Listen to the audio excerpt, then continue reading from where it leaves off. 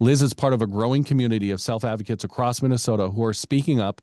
We are so grateful that she's here with us today to share her perspective. Liz, welcome to the call.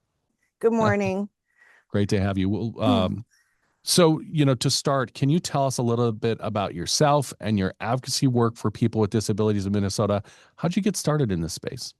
I've been advocating since I was a little kid. I've grown up disabled my entire life. I was born that way due to unforeseen circumstances.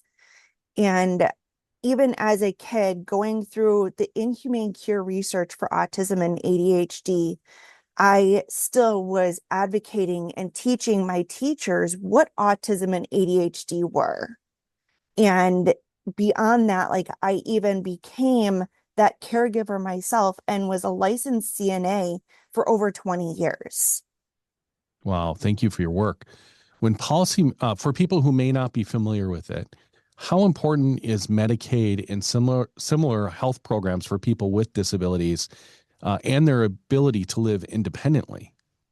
Without the services that we receive, such as like our waiver programs, our Medicaid programs in general, we basically are going to end up, majority of us, institutionalized because we don't have those resources that we need. It affects our caregivers, it affects us as human beings. We don't get the proper care. Got Plain it. and simple, we just don't. And we need that to survive the cost of our medications.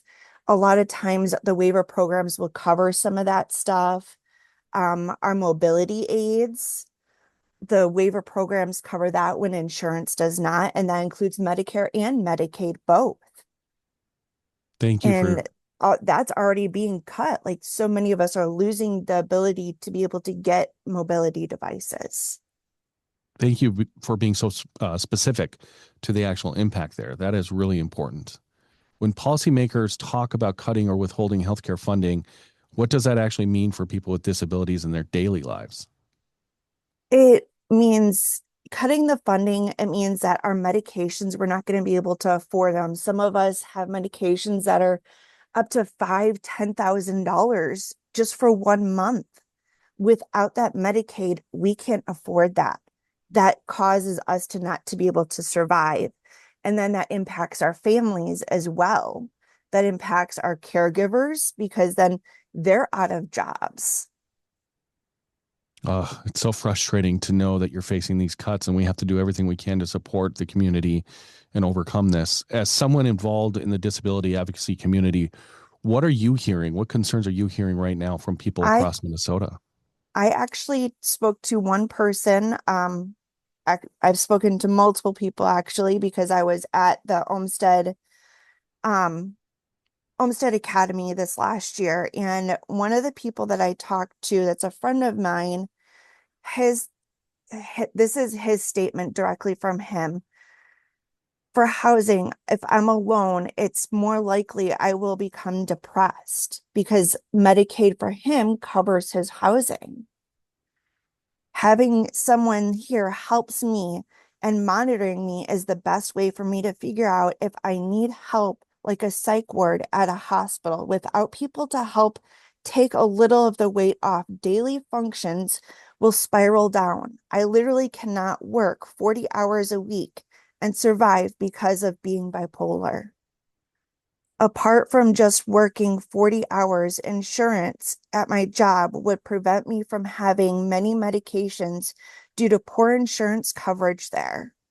I'm on a high dose of 3 psychiatric meds, several physical medications. Most are not cheap. What if I can't afford some of them? What if I can't see a doctor? If I suddenly don't have meds, I don't know how I'd survive with the withdrawals.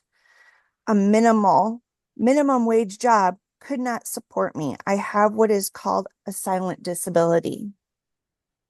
I think, but this doesn't change the fact that I need those supports. It is deadly serious. Any type of cuts would eventually impact my ability to function, not become homeless, and or cause me to spiral so far out of control that I become a danger to myself. the constant fear is terrible. Well, Liz, that's incredibly powerful. Thank you for sharing that you got from somebody that you met in doing this work. What do you want Minnesotans and policymakers to understand about why protecting these supports is so important for the disability community? It's our livelihood. It's a way that we have to survive. And you're holding our lives in your hands when you're making these decisions. You need to stop and think about, would I want this for myself? Would I want this for my loved ones? And really think about that before you make those decisions. Well, Liz, thank you so much for joining us today and really in such a powerful way, sharing your own experience, both doing the advocacy work, but your lived experience as well. I find your sharing this so incredibly powerful. It's one of the most powerful ways we can make change by sharing our own stories. So thank you for being here with us today. You're welcome. Thank you. Thank you so much.